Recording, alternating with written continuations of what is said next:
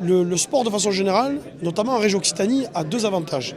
Nous avons le littoral avec 220 km de plage et nous avons la chaîne des Pyrénées, 80% du massif pyrénéen, qui génère beaucoup d'emplois. Sur ce que génère aujourd'hui le sport dans l'emploi, vous savez qu'aujourd'hui personne n'est capable de vous donner exactement le chiffre.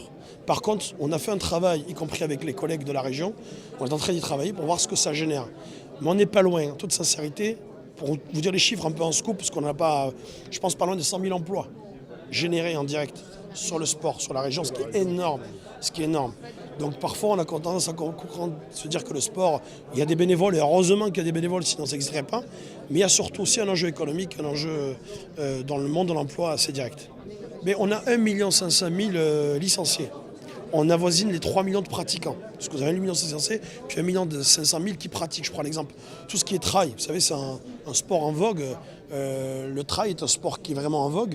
Aujourd'hui, c'est des milliers, des dizaines de milliers de pratiquants. Aujourd'hui, c'est des gens qui ne sont pas forcément licenciés, qui pratiquent le sport. On appelait des nouveaux sports. Un sport de pleine nature aujourd'hui est en plein développement. Nous avons par exemple Quito de Pavan, un navigateur du territoire. Son bateau a été construit 100% made in Occitanie. Donc ça veut dire qu'effectivement, mais ce n'est pas un travail d'aujourd'hui, c'est un travail depuis longtemps. LR7 qui est un seul incubateur en France qui accompagne les entreprises dédiées au sport, qui a permis d'accompagner la structuration de l'entreprise dans le monde du sport.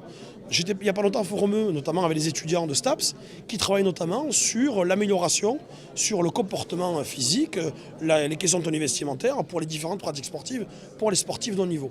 Donc ça, plus ça, effectivement, on se rend compte qu'il y a des niches.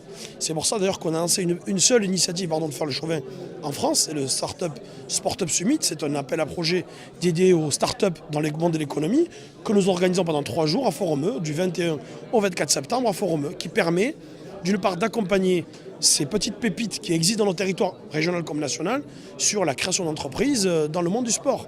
Vous avez des gens sur le vestimentaire, vous avez des gens sur du textile qui s'adapte à la température de l'extérieur, etc., etc.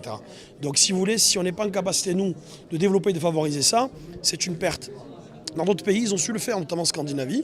C'est un peu ce que l'on va faire aujourd'hui. On ne part pas de rien, puisque, comme je dis, on a un incubateur qui s'appelle LR7, qui accompagne très bien ces entreprises-là. Et si demain, ça permet de créer de l'emploi, et ce que ça commence à faire aujourd'hui, on sera tous heureux.